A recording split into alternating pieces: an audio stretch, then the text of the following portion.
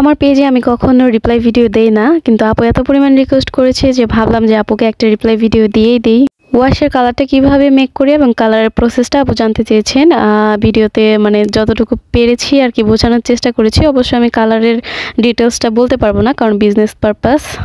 যেহেতু আমি নিজে কালারগুলো সেল করে থাকি, সেজন্য কালারের ডিটেলসটা বললাম না। অ্যাক্রামিন কালার আপনারা দোকানে গেলে রেডি কালারও পাবেন বা আমাদের থেকে নিতে গেলে সেটাও পারবেন। আমাদের কিন্তু সব ধরনের রং অ্যাভেলেবেল আছে, হ্যান্ড পেইন্ট এর যত ধরনের রং আছে সব কিছু কিন্তু আপনারা আমাদের কাছে পেয়ে যাবেন। আর প্রথমেই যেটা ডিটেলসে আমি বলতে চাচ্ছিলাম, হ্যান্ড পেইন্ট করতে আপনার ওয়াশের শাড়িগুলো কিভাবে মেক করবেন, এটাই হলো মেন বিষয়। এটা কোনো বিষয়ই না, কারণ ওয়াশ করতে গেলে আমরা জানি ওয়াশ সাধারণত পানি দিয়ে করা হয়, কিন্তু আমি পানির সাথে সবসময় একটু এনকে বাইন্ডার ইউজ করে নিই, কারণ যেহেতু ওয়াশের কালারটা একদমই ডাইরেক্ট আমরা পানি দিয়ে করছি, সেজন্য যাতে ওইটা শুকানোর পর একটু মানে ওটার দীর্ঘস্থায়ীটা একটু বাড়ে, সেজন্য আমি এনকে বাইন্ডার দিয়ে সবসময় ওয়াশের কাজটা করে থাকি।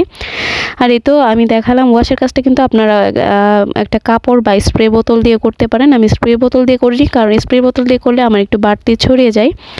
আর এখানে আরেকটা বিষয় বোঝার আছে যে আপনি যখন এখানে স্প্রেটা করবেন, যতটুকুতে কাজ শেষ করবেন তার 2 থেকে 3 ইঞ্চি নিচ পর্যন্ত পানিটা মানে ওয়াশটা দেওয়া বন্ধ করে দিবেন।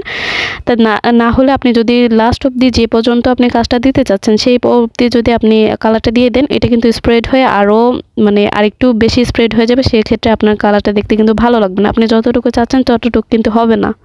এখানে শাড়িটা যেহেতু আমার মাল্টি কালারের ছিল, সেজন্য আমি বিভিন্ন কালার দিয়ে নিয়েছি। আমার কাছে কাপড় দিয়ে বেশি ভালো হয়, কারণ আমি আমার ইচ্ছে মতো করতে পারি। আর এই কালারটা কিন্তু আমি পুরাটা কালার কিন্তু আমাদের রংটা দিয়ে করেছি। অ্যাক্রামিন অ্যাক্রামিন রং কিন্তু আপনারা আমাদের পেজে পেয়ে যাবেন। আর অ্যাক্রামিন রঙের ডিটেলস সম্পর্কে যদি জানতে চান তাও জানাবেন, আমি ভিডিও দেওয়ার চেষ্টা করব। আর এটা একটা কাস্টমাইজ শাড়ি ছিল। আমাদের পেজে যারাই শাড়ি পাঞ্জাবি অর্ডার করে সব কিছুই কিন্তু কাস্টমাইজ থাকে।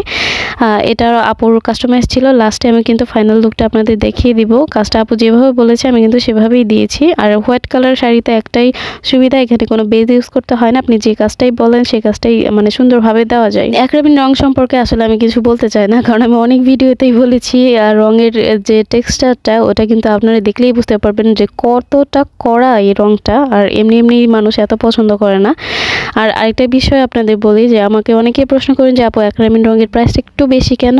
এর জন্যই বেশি, কারণ আপনারা যদি একটা মানে যে অ্যাক্রামিন রং যেটা আমাদের কাচের কৌটাতে যেটা পাওয়া যায়, অ্যাক্রামিন রং যেটা 15 ml যদি আপনি 30-35 টাকা দিয়ে কিনতে পারেন, সেক্ষেত্রে আমাদের যে রংটা এটা কিন্তু আপনারা একদম রিজনেবল। আপনি একটু এই বিষয়টা চিন্তা করে দেখতে পারেন যে আমি ঠিক বলেছি না ভুল বলেছি।